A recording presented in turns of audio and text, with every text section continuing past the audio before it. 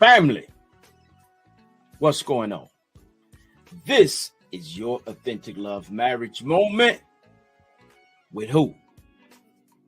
Chaz and Alicia. And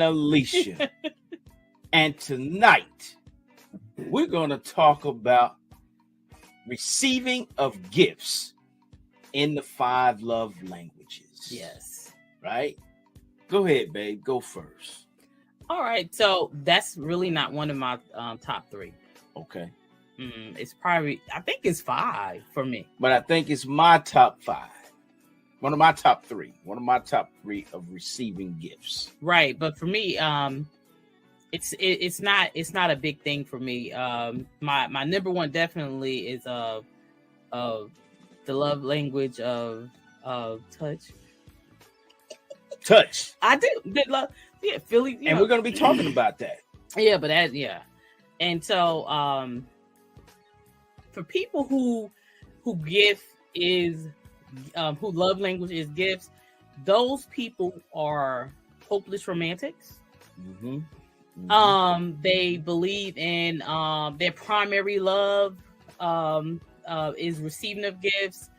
They are they don't necessarily expect large gifts like diamond rings, cars, Porsches, and stuff like that.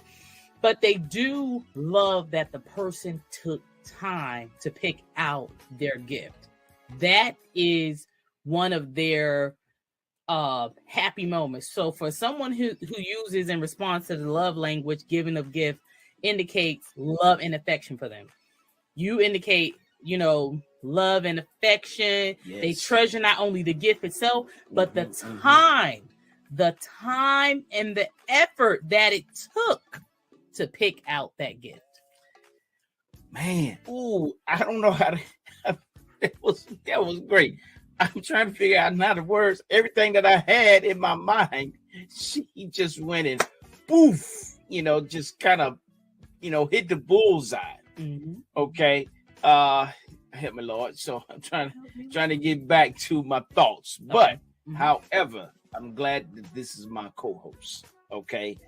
Because she is awesome in these 5 love languages, because this is one of the very first thing that we go over with our clients. Okay. Right. She mentioned the Nudge app. Did I say it right? Nudge app. The Nudge app. On our previous Yes, she mentioned the Nudge app. So this is one of the very first things that we go over with our clients, because there is a love language that you need to speak to and feed, because that's a part of who they are. Right. Okay, let's just say receiving of gifts, right? What we're talking about tonight. Let's just say a little boy, a little girl that's being brought up into a home. Let's just say with the mom, with the dad. Okay, the little girl. If the dad is really cherishing his daughter by giving her gifts, taking her out on daddy-daughter dances, if he's showering her with love from his gifts, 9 times out of 10, that's going to be her love language once she's of age and she gets into a relationship. Because why? Her father really showered her with gifts. Right. Okay. Same as a little boy with his mother. All right. If the mother is showering the son or sons with gifts, 9 times out of 10, the son, once he grows into a man and he gains a relationship with his significant other, that's going to be his love language. But it's not talked about in relationships because they're not educated to talk about the love language, right? So therefore, that has to be created, not created, but it has to be discovered in that person, so that spouse or that significant other or the one that you're in a serious committed relationship, so they can speak to that love language, because that's the expectation, but it's not being known on how to deliver it. Right. Would you agree with that? I agree with that. And then also there's a benefit of speaking that person's love language. Yes. Right. So again, we talk about usually a characteristic of a person that loves to receive gifts. They're hopeless romantic. You know, they love being romantic. They love being showered with gifts. They love when they come home that, you know, a bubble bath is ran for them. You know, they may have, you know, it don't have to be a dozen of roses, but there's a rose laid on the edge of the tub or something like that. But the benefit of it is that your partner, your spouse, who is on the opposite, who's on the side of giving, and then the one who's receiving, whose love language is the gift of giving. I mean, the language of gifts. She or he is going to pour more into you because of that turns on their love language. So the gift can bring on intimacy. It can bring on like a sudden wardrobe change. Yes. You know what I'm saying? Yes. You know, like, hey honey, I was in Macy's and you know this scent is just reminding me of a sudden cologne, a pair of shoes. So the benefit of it, you're thinking that okay, I'm just constantly buying gifts, but you don't necessarily have to even buy gifts, because the language of gifts could be for her could be like she had a long day, she traveled, she's on her way home, and the bubble bath is ran. You know what I'm saying? You took out the foot tub so she can soak her feet. These are tools. Okay. Let's be clear. These are tools and applications. Go ahead, man. Right. Shameless plug. They're in our book. You seen that book at the beginning? It's in our book, Marriage Coaching 101 Daily Tools. You can find it at www.readerhouse.com. That's right. Right. So the benefits. So not only that you're thinking that, okay, I'm giving, and it has to be gifts. But if that is his or her number one, the benefits that you receive back from him or her receiving those language of gifts is phenomenal. And it's and even though, let me just say, even though that's not my number one, that it's like, you know, it's probably 4 or 5. I mean, that's fine, but I do like gifts. What woman don't? and the thing is here, just to kind of put this in, let's just say a lot of your marriages that end up in divorce is because of this very thing, which is the 5 love languages. It's not being spoken to in relationships, right? You know, it could easily be solved if you went to someone that's a counselor or a coach, such as we, to point that out, right? Because once you get married, you get married, and easily you can fall into this dangerous word that we use called complacency, right? Did I mention that right? Right? Mm-hmm. Complacency. When you're complacent in the marriage, and it's like, okay, hey, bless you. I'm sorry. The things that you work for to, especially for men, to get the spouse. You know, the wife has planned the wedding, and then hey, the married life begins, right? Complacency takes place easy. Which is an enemy of marriage. Which is an enemy. Mm-hmm. But if you know the science of relationship, which is knowing the 5 love languages, speaking life into your spouse on a daily basis, praying for your spouse. All right. If you're using common courtesy in the relationship, right? That gives the marriage time to evolve to where your spouse wants to get even closer to you, right? Because you're speaking to that person's love language and that person's heart and soul, right? Right. So here again, we're going to keep rolling with these 5 love languages. I encourage you all, look up Dr. Gary Chapman's book, The 5 Love Languages.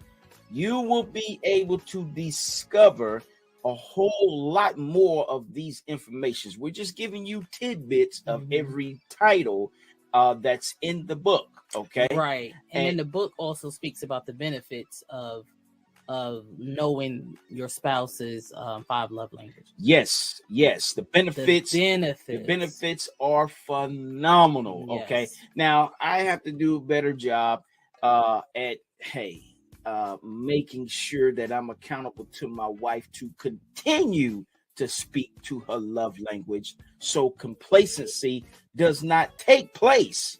Right? I put that in quotes. We just celebrated 14 years of wedded bliss 2 weeks ago. We had an amazing time, right? Yes. So the thing is, it's like, okay, I'm taking accountability to say, what can I do better to please my spouse? I'm taking that on, right? After 14 years, I'm taking that on to do a little bit more research on the things that she likes.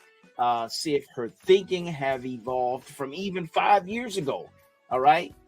I can only do that because I want to make sure that I accomplish the goal that I set out to do, which is making sure she is the most happiest woman in the world for me. Yeah, that's so sweet. And that's beautiful. Yes.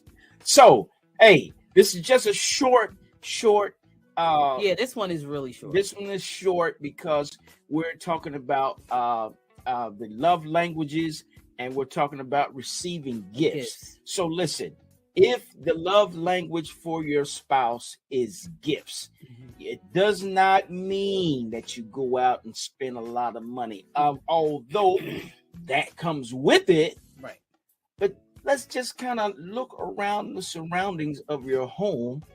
And let's see what could be a gift for her. Right. All right. Which my wife gave a perfect example of running the bath water when she gets home or when he gets home. All right. Cooking her favorite meal or cooking his favorite meal or bringing home her favorite meal or his favorite meal. All right. Surprising her with surprising him. Flowers. I got to get back to it, but I was a big card guy. You know, I would go in Walmart. I would stand at the card section in Walmart for about maybe 45 minutes to an hour looking for the perfect card to give to her.